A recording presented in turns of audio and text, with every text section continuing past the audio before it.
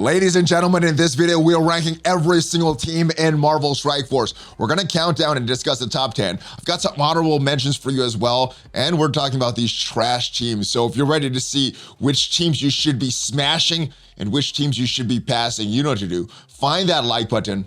Let's go smash it! ValleyFlyin.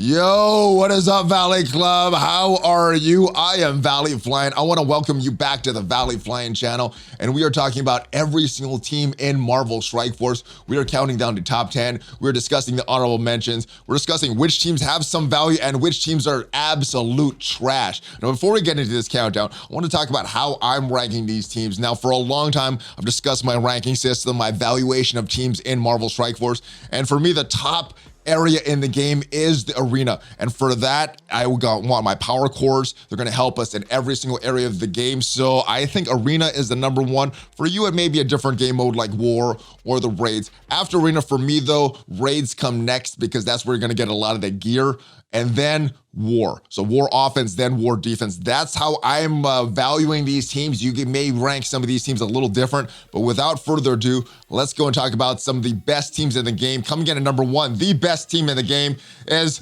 actually not a full 5-man team. It is Icarus and Cersei, and you could slot in whoever you want in these next 3 slots. So top team in arena right now is the Eternals. They dominate on arena offense. You could place them on arena defense, and if you go into the wrong team, they will beat you. But they're dominant in every single game mode. They're dominant in the Mystic sections of Doom if you're in Doom. If you're in Ultimus, they're going to smash Ultimus. If you're in some of the Greek raids and you can use them in certain nodes, they're going to smash those nodes as well.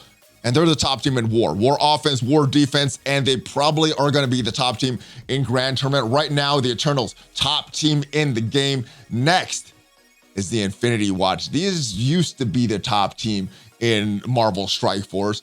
Dominant in arena, they were dominant in the raids, they were dominant in war. They're still around arena. I still see them on arena defense. We were on the Valley Club stream this morning. We saw a couple arena Infinity Watches on defense. So they're still in the arena meta. I still use them once in a while when I see those speed turtles on arena defense. So they're still in the arena conversation. And some of the earlier shards, I think some of the later shards, they may still be a thing. As far as the raids, they're not really used in the raids right now. Even some of these characters separated out, they're not really raid dominant. But as far as war, they're going to be a top war team. They're going to be a very strong war defense team, and they are a counter to some of the top war defense teams. So they're very, very good in war. So Infinity Watch, still one of the best teams in the game, coming at number 2. Now, this is where it gets a little tricky. We were talking about which team should be at number 3. We talked about Weapon X. There's a lot of value in Weapon X, but for me, I think the number 3 team is Secret Avengers. Not only are they a very strong raid team for the skill section of raids, I don't think you can get through the skill section without the Secret Avengers, but they are an unlock for Omega Red. That the legendary unlock for Omega Red, you need the Secret Avengers and Fury and Winter Soldier, so they're very important as far as that. And as far as war, they're very dominant in war offense, war defense. You could take Sharon, Kestrel, Captain Sam. You could take all of them, Maria. You could take all these characters into Dark Dimension as well. I think Shang-Chi fits very well on this team, although Fury still works, Zemo still works on certain nodes. But the Secret Avengers, especially with Kestrel, very, very strong team. Coming at number 3 in my books. Let me know where they rank in your books. And we're talking about the Weapon X. They're coming in at number 4 in my books. They have a lot of use. Now, they're the top war offense team in the game right now. They're very good in Doom. Lady Deathstrike has that tech tag. Omega Red has that mutant tag. And they're good backup characters in the raids right now. You could also use a lot of these characters in the Gamma raids or the Greek raids. Not specifically in Gamma, but in some of these Greek raids as well. And in Dark Dimension, if you're thinking of taking these characters into Dark Dimension, Omega Red is a legendary character. There's not a lot of great options there. So I think Omega Red is a character you should take in if you have them unlocked. And then very cheap. You got some very cheap characters in Lady Deathstrike, Sabretooth, Wolverine. Even Silver Samurai is very cheap. I think the ones that are going to have some more long-term value, though, are going to be the cheap Sabretooth and Lady Deathstrike for that tech tag that she has in the Doom raid. So that, coming at number 4 is Weapon X. And the number 5 team of the game right now, in my opinion, is the New Warriors. You could have Surfer here, you could have Emma here, but just these 3, Deathpool, Cloak, Dagger, very, very strong. They're meant to be a raid team, and they smash the Mystic section of the raids, especially if you're pairing them with the number 1 team, the Eternals. They work very well together. But these are also a very good team in war offense, war defense. These are a tricky team to use. They're very tough if you see them on war defense. And they're very good in Dark Dimension as well. You got 2 city characters, although very expensive. Cloak and Dagger are both very good for city, but very expensive in city as well. And then Deathpool for that cosmic section, not super expensive, but very good for Dark Dimension as well. Those are the New Warriors. Let's talk about the next team, the Web Warriors. Now, the Web Warriors are a very good team. They're a raid team. They're pretty good on war defense. A lot of their value is RNG, though. The amount of dodges that they get, the amount of evade that they get, if they're dodging, if they're evading, they're gonna be very tough to beat. But if they don't have those evades up, if they are not dodging as much as possible, they're easier to beat on war defense. But as far as the raids, you can auto. Even with a 600-ish K team, you can still auto in Doom, the bio section in Doom. So they're a very, very strong team. Raids, yes, autoing the raids, and Greek raids, autoing whatever section you could use them in. War defense, we talked about them. And Dark Dimension, I'm taking some of these characters in. Ghost Spider, we have already. Scarlet Spider, almost ready. And I'm actually thinking of taking Spider Pumpkin because he's so cheap. So those are who I'm thinking of right now. But yeah, they have some value in Dark Dimension as well. Next on the list is the X-Men, the astonishing X-Men. And I guess the value of the Web Warriors and X-Men will depend on what side of Doom you're on. If you're on the right side that has that mutant section first, the X-Men, they're going to be a little more valuable to you.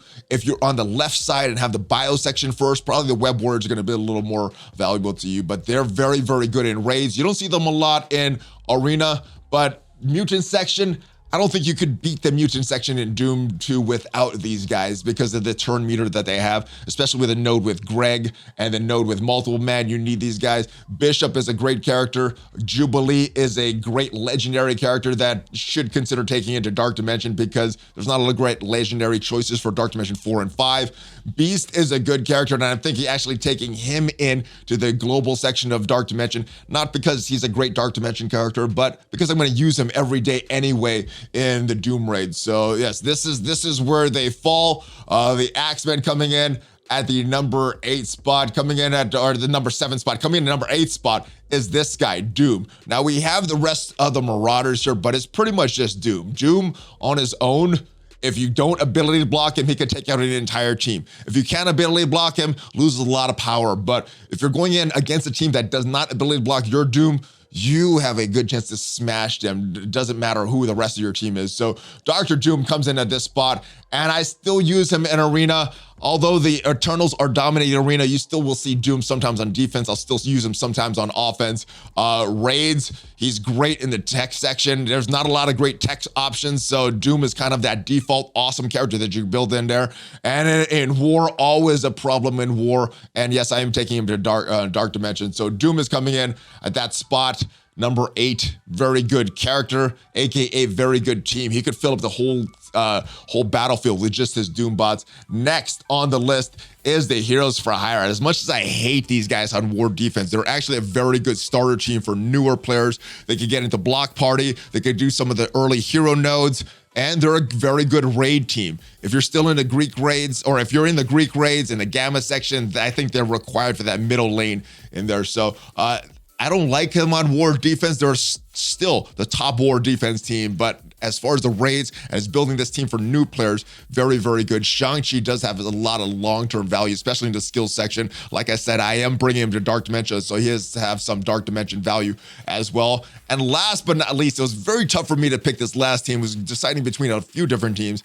At the end of the day, we decided on the Ravagers. Now, the reason the Ravagers are up on this spot, they're a war offense team, so they're not in that arena spot. They're not in that raid spot, except maybe T'Challa T'Challa and Ravager Stitcher, both of them with that tech tag, and very good in Doom from what I hear. I don't have first-hand experience with them in Doom, but everybody that used them in Doom says they're very good in Doom. And as far as war offense, they're strong. One of the top war offense teams in the game right now. So coming in at the number 10 spot is the Ravagers. Actually thinking of taking T'Challa and possibly Ravager Stitcher into Dark Dimension as well. But let's take a look at the honorable mentions. Who was just on the cusp of this list that did not make the list? Well, the first team was the Dark Hunters. And I think Dark Hunters would be the proper choice for number 10 after we test them. If they do what the devs say they're gonna do, they should end up in that number 10 spot. Young Avengers, they're a war defense team.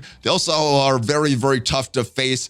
I know in my last battle in that last day of Avengers Tower, they were tough for me to beat. So they're a strong team. I just don't see a lot of use for them outside of war defense. I don't see them being used in Arena, maybe in some hybrid teams in some of the Greek raids, but not in Doom. And so they're probably a war defense team and a blitz team, but very strong.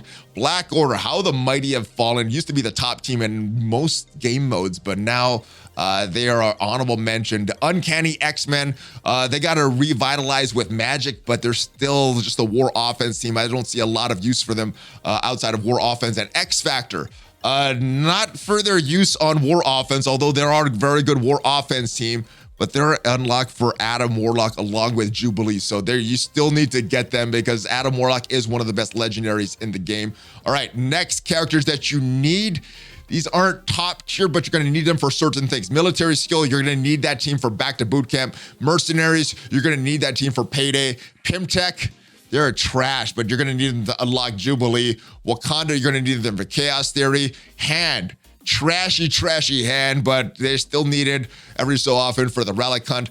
As Guardians, not as important, but they will unlock Black Bolt, and if you want to complete a lot of these teams, you will need that. Black Bolt and the Inhumans will unlock Ebony Maw, so that is for an important honorable mention team. X-Force unlocks Doc Ock, and Kree, you're gonna need him to unlock Nick Fury, and you're gonna need Nick Fury to unlock Omega Red, so Kree, you're still gonna need him. And teams that really don't have a lot of value, not really using them too hard in Arena, in the raids, in War, these are pretty much blitz teams and probably gonna be grand tournament teams down the road. Symbiotes, they have fallen off. Wave 1 Avengers, Sinister Six, Power Armor, Fantastic Four, Marauders, Brotherhood, Shield, Hydra, Shadowlands, Guardians, and AIM. They still have some use, but you don't really need to put a lot of resources into those teams nowadays because they have fallen off hard. And that is it. That is all teams, all the top 10. We got some honorable mentions, some teams you still need to farm, and then the trash teams. Let me know what you thought of this list. Let me know if your list looks a little different. I will see you guys tomorrow, and then Thursday we got another weekly news update, and we stream every weekday morning on Twitch, so hopefully we'll see you there. Check me out on social media, subscribe to the channel, give this a thumbs up if you enjoyed this video, share this with your friends, and hit that notification bell so you know as soon as a new video goes up. I will see you guys next time. Have a great rest of your day. Give me that fist bump, and I'll see you guys next time. ValleyFlyin out.